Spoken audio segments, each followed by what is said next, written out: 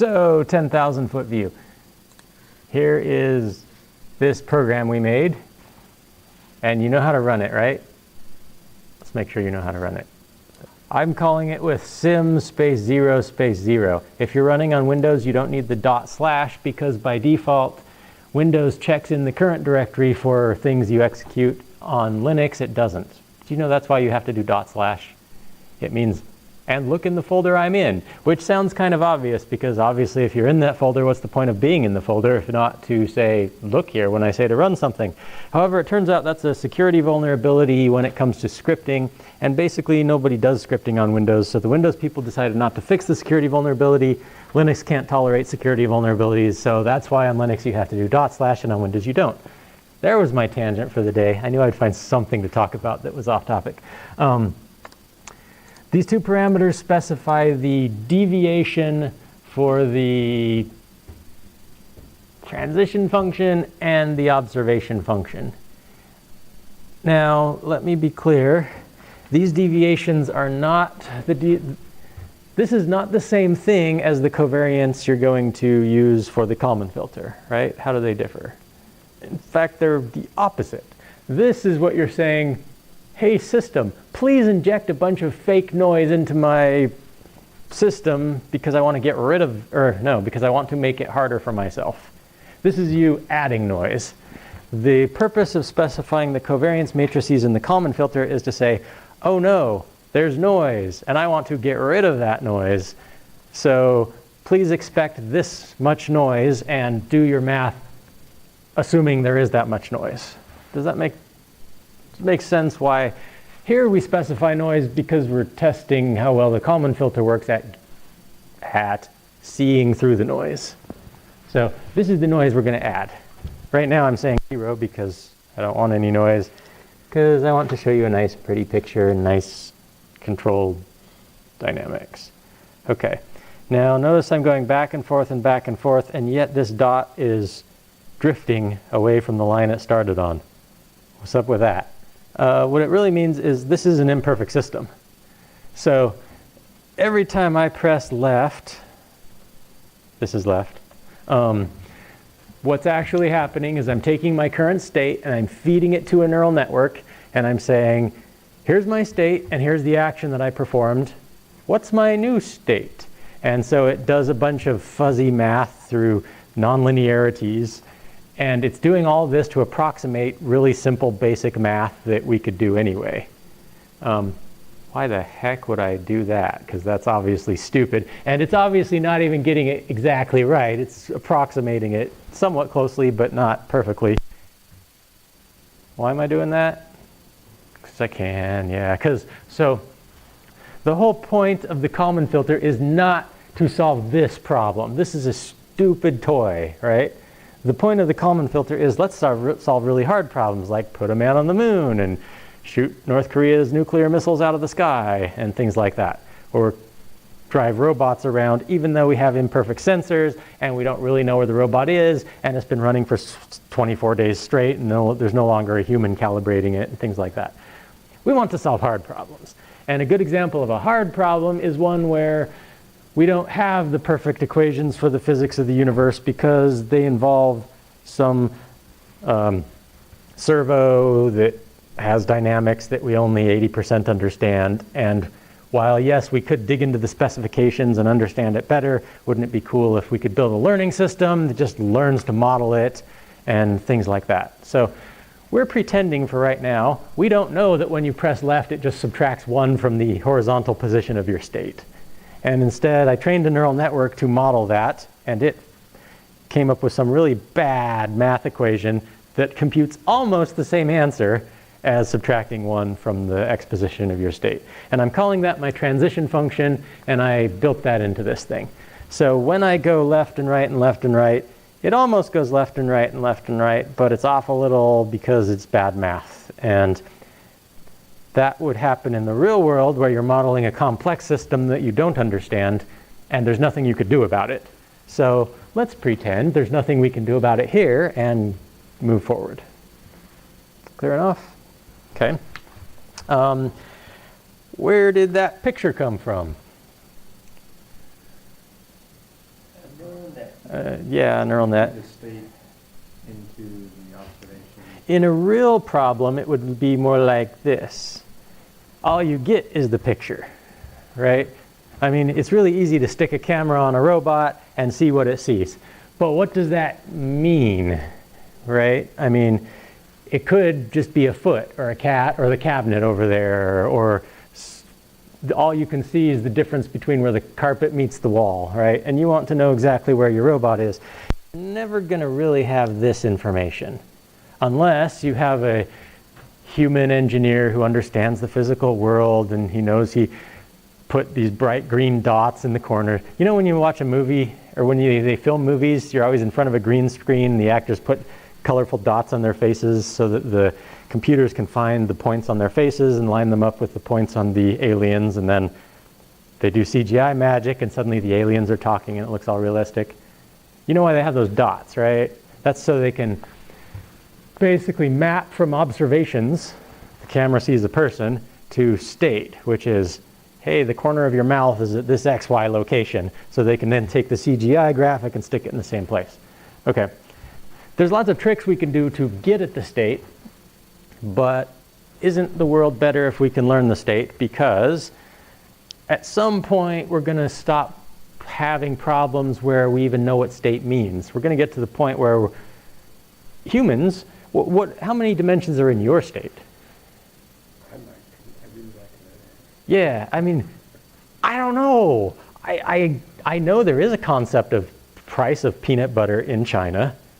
There's probably even a whole peanut butter market. And I'm sure somebody's career revolves around thinking on that. There's probably somebody who gets all grumpy when their neighbor sells peanut butter at a lower price because they manufacture peanut butter and things like that. I know that exists. I don't think about it very much. So I doubt there's a whole element in my state vector dedicated to that thing. I don't know how my brain works. There's weird stuff going on in there. But what I do know is I see a picture, right? And somehow from that I derive state. So if we could solve this problem of just seeing pictures and still tracking what's going on and how things are going to change, that would be totally awesome. Everybody agree with that? So once again, we're pretending we don't have state, even though we do. And I trained a neural network to map from state to observations. And what we do with that is when we make actual observations, we're going to try and figure out what our state is based on the fact that we have this function. So we're kind of going backwards. So there's two neural networks in this problem, transition function, observation function. And they hook together like this, transition function, observation function, state, observation, controls feed in, state also feeds in. You don't usually do it quite like that. There you go. This is our model. We'll call this transition function and this one observation function. Everybody get this model? Okay, everything I've said so far is just boring repeat, sorry. Trying to get through it really fast. I just want to make sure we have the high level context. And I don't know, there's something weird about wrapping around another variable. Got to do it like this. There, I feel better. Okay. Is the transition function recurrent? It's kind of debatable. I mean, it is. We're using it in a recurrent manner, but the function itself is not. So what's in the box is not recurrent, but we are feeding the previous state in to compute the next state, right? So there's recurrence going on. Just as you don't need to worry about that, the Kalman filter takes care of it because there's a cycle in the Kalman filter for transitioning forward through as many states as you want. Okay. How are we going to solve all of this? Well, you all know the answer. It's ultimately going to come down to you open this tutorial, you scroll down and look for that circle-y diagram with a bunch of equations in it. It's right around here somewhere. A little higher than that. There it is. this is the stuff you're going to code up, right? You're going to code up these equations, and it's going to do the Kalman filter for you, and then that's going to make this thing all work. But now you've got some loose ends to tie together, and I just want to make sure it's clear in your head how to tie those loose ends together so you don't just sit there in front of your code thinking, what do I do next, right? Okay, so the things we start with are x sub k minus 1 and p sub k minus 1. First of all, what is k? Time? Yeah, k is time. Why didn't they use a t? I don't know, darn them. T should be for time or S for seconds, but K, I don't know. K stands for Kalman or something. And by the way, don't get confused. This lowercase k has nothing to do with this capital K here, which is the Kalman gain. And when you have big K sub little k, don't get confused either. The big K means this interpolating factor that tells how much the observations should update the transitions, and the little k still means time. And so all these little k's refer to time, and this big K right here is the Kalman gain. Okay, so we have two values, an x and a p. X is a vector of how many elements? 2. In this assignment, it's 2. In the human mind, it's some number that we don't yet know, but I'm guessing 200 is probably good, because I'm pretty sure I can't think about more than 200 concepts at a time. Although, actually, I'm not that sure, because it depends how I think about them. I don't know. I bet you love requires at least 50 elements all at the same time. That's a pretty complex thing. And yes, I'm in love with my wife, in case you want. All right. Wow, that's way off topic. P, what the heck is P? It's the covariance matrix. How big is P going to be? However many dimensions we have squared. Yeah, in this assignment, how many do we have? State is 2 dimensions, therefore this is going to be a 2 by 2 matrix. Okay. One thing I did that I think was bad is I kept showing you the normal distribution page while talking about multivariate normal distributions and just assuming you all knew that. Let me make sure you know what a multivariate normal distribution is. Here's the Wikipedia page for a multivariate normal distribution. And if we look at it, where's the equation? There's the equation.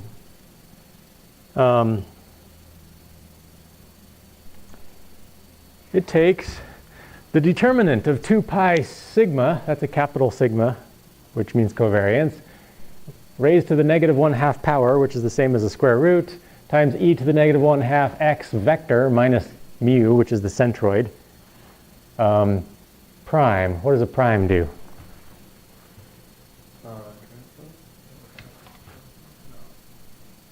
Yeah, because you got a matrix. Oh, okay. That's a transpose? Why don't they put a T for transpose?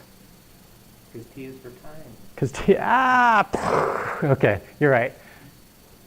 Prime must mean transpose. Okay, sigma to the negative 1 power. That means the inverse of a matrix here, times x minus mu.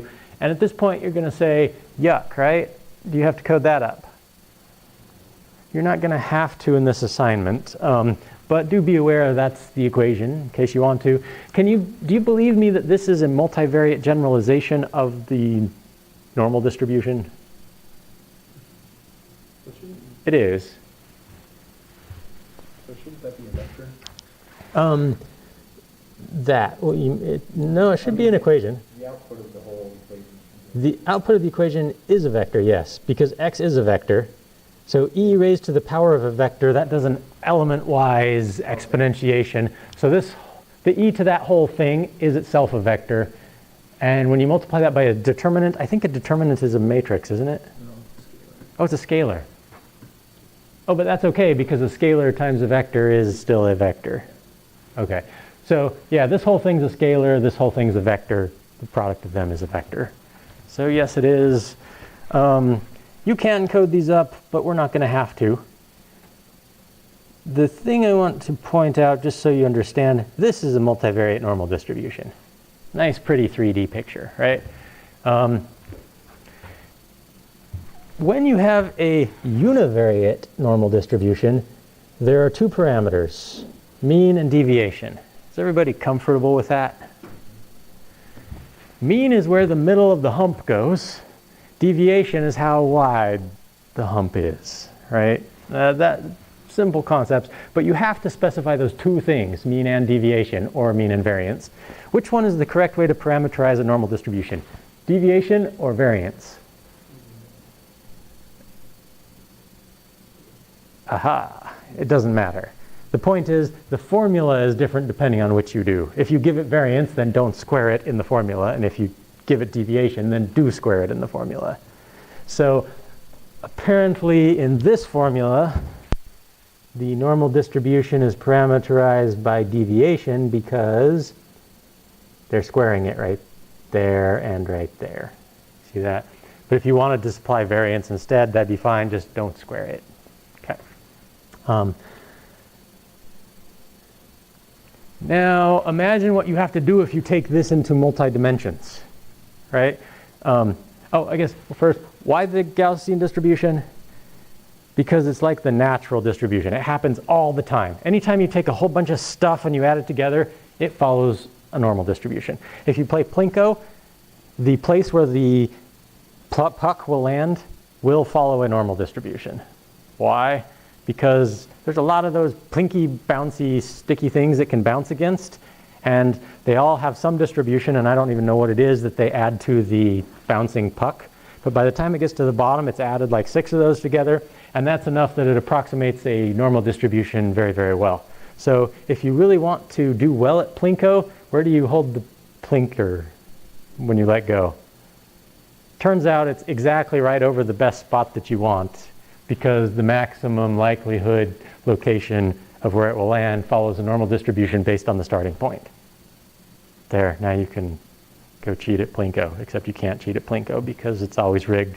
They know what the deviation is, and they've made sure that'll spread up your money enough that they'll make more money in the end. We could even do utility theory with it if you want. You just have to integrate over the normal distribution, and that would be lots of fun. Not going to make you do it. It makes sense, though, that of all the normal distributions in the world, they've all got a mean and they've all got a variance, so you have to specify them, right? I mean, you can't get just a normal distribution without those two parameters. Therefore, when you go into multivariate space, same thing applies. You've got to supply enough to parameterize the center of that thing and how wide it is. And it would be nice if all normal distributions were perfectly round, because then we wouldn't need a covariance matrix. We would only need a covariance vector. We'd need a vector, or no, we'd only need a number. We could have a centroid vector and a single number that specifies how wide the deviation is if they were all perfectly circular. If they were all axis-aligned ovals, you can stretch along the x-axis or you can scale along the y-axis, but not both. Then you would need a deviation vector. Do you see that? Because you need to specify how much to scale the x-axis and how much to scale the y-axis. But in the real world, you can have skewing. You can also stretch along the xy diagonal. And because of that, the only correct way to specify deviation for a case where it's still a normal distribution, but it can be stretched in diagonal directions, is you need to specify a covariance matrix.